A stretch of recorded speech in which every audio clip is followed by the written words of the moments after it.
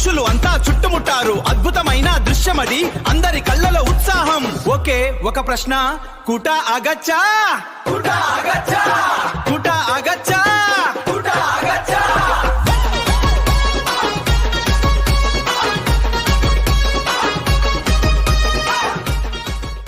ఇది మామూలి యజ్ఞం కాడు, నర్సన్హర అగ్ని జ్వాల. మంత్రలు దేవతాలకి కావు, సర్పజాతి నాశన లీల. పితృరుణం తీర్చుకోన ఆ తక్షక గరళం మూలాన ఆహుతి అవ్వంది ఇది జనమే జనయ ప్రతిజ్ఞ. దాహనం దాహనం సర్వశాప దాహనం, దాహనం దాహనం సర్వశాప దాహనం. వ్యాసుని దివ్య దృష్టిలో అధర్మ వృక్షం దుర్యోధని రూపం, కోపంతో జలనం. కర్ణుడు కాంధమై శాకుని కొమ్మలై, ధృతరాష్ట్ర మోహమే వేరై. ధర్మ వృక్షం యుధిష్ఠిరుడు సత్యం మీద స్థిరం. అర్జునుడు తన భీమాడి వీరులు, శఖాలు కృష్ణుడే దానికి మూలం. ఆడి కథ సరమ శాపన జనమే జయుని పాలైనడి. యుగలు దాటి కర్మ ఫలం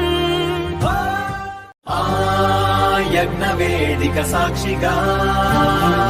కురుక్షేత్ర ధర్మక్షేత్రంలో జమే జయ యగం శురు. అగ్ని జ్వాలలు ఆకాశమంచును తాకగా. దివ్యలోకం నుండి వచ్చేను సరమదేవి పుత్రుడు. అగ్నిహోత్రం చేరి ఆ కుట్టి మూగబోయింది. శాపం అది ఒక శాపం, యజ్ఞఫలం పాపం. నా వాత్సల్యపు సంతానమా, జనమేజయుని సోదరుల క్రూరత్వానికి మీ అమాయకత్వం బలైపోయేనా? ఆ గుండె కోత నాలో అగ్ని జ్వాలాయే, శపించుచున్నాను. మీ రాజ్య సింహాసనం కన్నీటితో తడుచుగాక, మీ వంశం శోకంలో మునిగిపోవుగాక. కర్మబంధం శ్వాసలోన శాపం, అగ్నికణమైనది. మోక్ష మార్గం చూపే పురహిటుని వెచ్చను.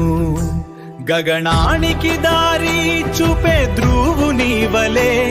శృతశ్రవా మహర్షి శరణం ప్రపద్యే. శృతశ్రవా శృతశ్రవా